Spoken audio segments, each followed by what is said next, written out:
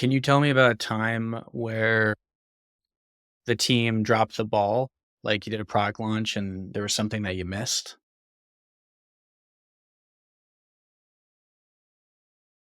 Sometimes there can be typical misunderstandings, right? Where you think that one team has full control over something, and then they presume that someone else has full control. And then it ends up being no one actually paid attention to what happened here. We had that on one of the software features where there had been kind of a misunderstanding in what experience that we're going to get out. And then this was discovered when we had a release readiness review. But then again, it's good then that this has been a learning for us, right? We were like, when I joined, we were about a little more than 20 people in the whole company. And I think we were maybe between 10, 15 in product. And through those, it was very easy then to have an overview for everyone, right? And as we grow, we see that we need to put more structure, more process into things so that we don't drop the ball on certain things. But I think one of the benefits we have is also that I noticed that we have a really high degree of trust amongst everyone, right? So Mm. that also helps that people are not afraid of conveying their concerns and they're not afraid of conveying their ideas. And I think when you have that, you kind of quickly address things because people just go up to each other. Hey, have you thought about this? Or I'm concerned about so and so. And there's a lot of trust and respect for each other's discipline. Yeah. So like what I'm hearing is that sometimes, and imagine at Cisco, it was a lot more of a problem that some teams have a little bit more influence and sway over the direction of the project, which allows them to ignore other aspects of the business. It, what you said about just having the ability to like voice concerns and have like productive conflict sounds a lot like the idea of like psychological safety. Like Simon Sinek writes a lot about this and how you need to have the ability to voice your opinion and have your opinion validated, even if no one moves in that direction. Like being able to say stuff and then the rest of the team, even if it's uncomfortable for them, they're able to engage critically with what you just said so that you're able to have a productive dialogue. Like what Yeah. So, yeah, I guess walk me through, like, how do you build that culture of psychological safety? Because when you have, like, hardware, software, a lot of moving parts, that's a harder problem space than most SaaS companies, right? So, like, how do you do that? Yeah. So how we build that trust, I think it comes from multiple aspects, actually. One is making sure that we actively listen to each other. And let's say we have a challenge and we meet up in a meeting room. Then it's also important that I try to facilitate that every voice is heard, right? That we make sure that everyone chimes in. And I think for us, it also becomes very natural because it's been part of the way that we work continuously. And we have these tools that are kind of a retrospective, where it's a formal way of discussing what's working and what's not working.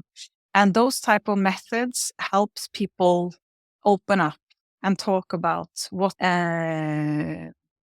what's working. And it can be anything, right? Usually we start out with, okay, it can be anything from we need better coffee in the coffee machine to the process that we're using is not ideal. But when people experience in that type of setting that it is valued to raise their concern and also communicate what they believe should be improved.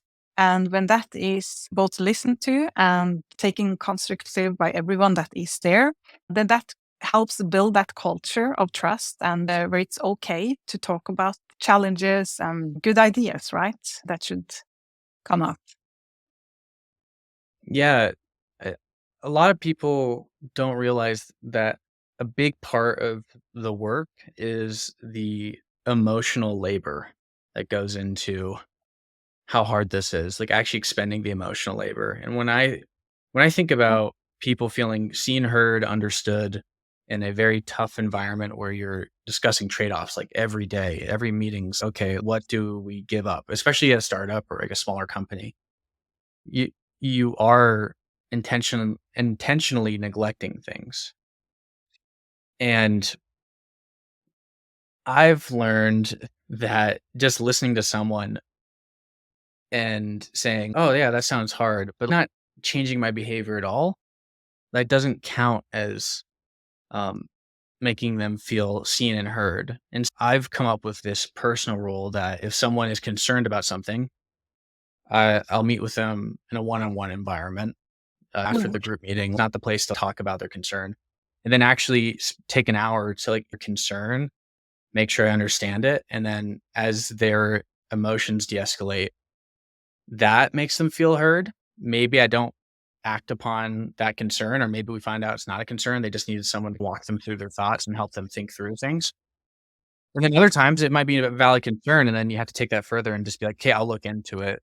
Actually go track down and see if that's a risk. Yeah. Behavior, making emotional effort, not saying, "Hey, yeah, that's an interesting thought," and then that's the end of the conversation in the meeting, and, you don't talk about it again. I think Yeah. trust comes from actually changing your behavior. I think that's a great point, and I so agree. And it depends on what type of concern it is as well, right? Because some concerns are best one to one and just to understand it. And then they're not understanding exactly. Then it's easy to make assumptions, right? But then if you go deeper into the details and if both understand each other's why, they mean something. It's almost like sometimes it helps just drawing things out, right? Or going layers down.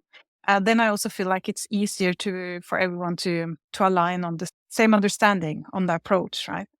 And there's also one other thing that I think is helpful when building trust is that when as many as possible from different angles are part of setting the product strategy and chiming in on that. Everyone understands then both why we're building the product we're building, but they also have ownership to what the product is, kind of the answer to why, right? And when people are also part of the product development and product strategy process, I feel like they care even more about the product itself. And it also helps build trust that their voice is important into the product strategy.